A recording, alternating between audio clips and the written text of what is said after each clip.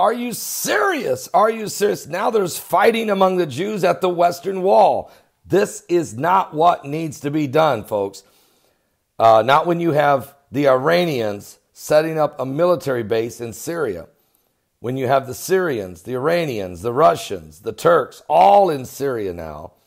When Hezbollah's been building and building and building missiles and preparing and speaking of an invasion of Israel. When Hamas is preparing for another cheap strikes at Israel. And when you have the tensions between Iran and Saudi Arabia and the Middle East, the last thing the Jewish people need is ultra-Orthodox Jews arguing and fighting with American Reform Jews over who gets to stand where at the wall when they pray. This is unbelievable.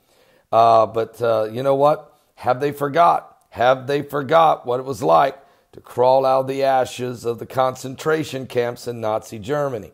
Well, biblically, there is some precedent to this. We have seen this happen before of infighting within the Jewish people. It's not just the Jewish people. We've seen it certainly among Christians. I mean, are you serious? The Protestants and Catholics have pounded on each other for 500 years since the Reformation and Martin Luther. And we've seen that come and go, rise and settle. It's always been a problem. It seems like men, if they're not careful, if they get too comfortable, they begin to demonize one another and divide one another. Only when they are threatened of their existence do they lay down the pettiness and unite together to go forward. Well, so I'm here to tell you that Israel needs to stop those that are fighting there. And part of it is they're upset at Benjamin Netanyahu because last year he agreed. See, here's how it is. When you go to the Western Wall, the women pray on one side and the men on the other. The women get a small area to pray, to come to the wall. They're not allowed to sing, and they're not allowed to wear prayer shawls, and they're not allowed to read out loud the Torah.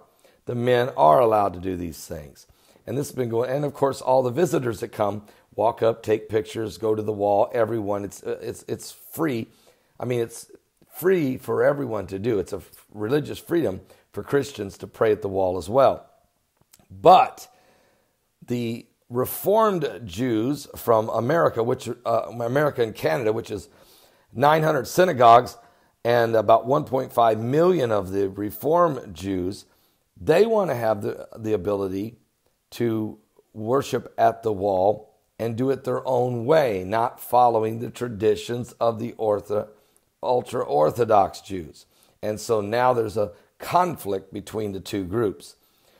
I highly recommend that they lay down their differences. What happened was Netanyahu said, okay, let's do this. Let's divide the wall into 3 sections. Women, Reformed Jews, ultra-Orthodox Jews. So there's no problems.